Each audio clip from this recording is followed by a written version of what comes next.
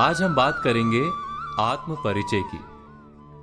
जब तक आत्म का अर्थात स्वयं अपना परिचय नहीं होता, तब तक हमारे पास आत्मविश्वास नहीं हो सकता।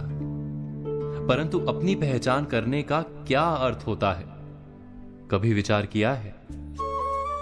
सोचिए, जब कोई आपसे पूछता है कि आप कौन हैं, तो क्या उत्तर देते हैं?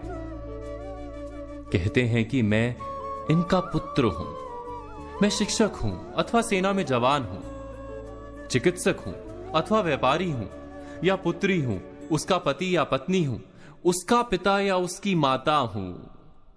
हमारा परिचय सदा ही किसी अन्य के कारण होता है।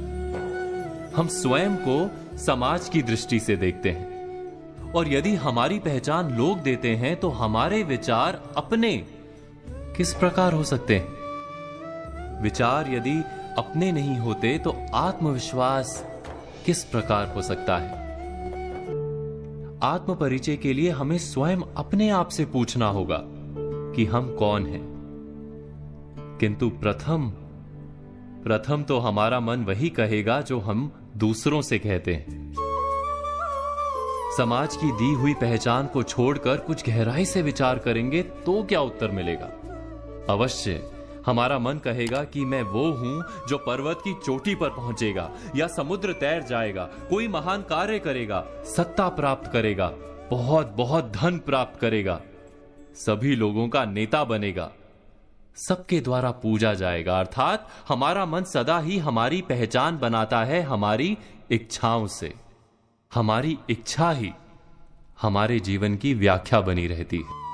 हमने जाना कि हमारा मन सदा ही हमारी पहचान हमारी इच्छाओं से बनाता है, लेकिन इच्छा या ख्वाहिश तो उसे कहा जाता है जो कभी पूर्ण भी नहीं होती और बदलती भी रहती हैं। यदि हमारी पहचान हमारी ख्वाहिश और इच्छाएं हैं, तब तो हमारी पहचान भी सदा अधूरी और अपूर्ण रहेगी। क्या ये सत्य नहीं? तो वास्तव में हमारा परिचय हमें कैसे प्राप्त हो सकता है? हमारी पहचान वास्तव में ना वो है जो समाज हमें देता है, ना ही वो है जो हमारी इच्छाओं के कारण हम ओढ़ लेते हैं। कुछ और गहराई से विचार करने पर हमें अपनी पहचान मिलती है। हमें अपना हृदय उत्तर देता है कि मैं निडर हूं अथवा भयभीत हूं, मैं आलसी हूं अथवा कार्य करने वाला हूं, मैं आसक्त हूं अथवा उदासीन हूं, मैं बंधा हुआ हूं अथवा मुक्त हूं। वास्तव में हमारा सच्चा परिचय हमारे हृदय की भावनाएं हैं, क्योंकि हमारे सारे कार्य, हमारे सारे निर्णय, हमारी सारी सफलता और निष्फलता हकीकत में हमारी भावनाओं से निर्मित होती हैं। क्या ये सत्य नहीं? जब हम अपना सच्चा परिचय प्राप्त करते हैं, तब हम अपने भीतर आवश्यक परिवर्तन भी ला सकते हैं। बुद्धिपूर्वक निर्णय कर सकते हैं कि क्या प्राप्त करना है और क्या खोना है। उसके बाद हम वास्तव में कोई भी कार्य करने के लिए आत्मविश्वास के साथ खड़े हो सकते हैं।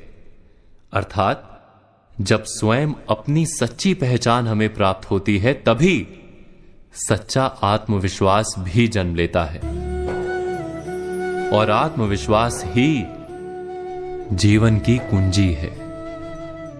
इस बात पर आप सब मनन, चिंतन और विचार अवश्य कीजिएगा।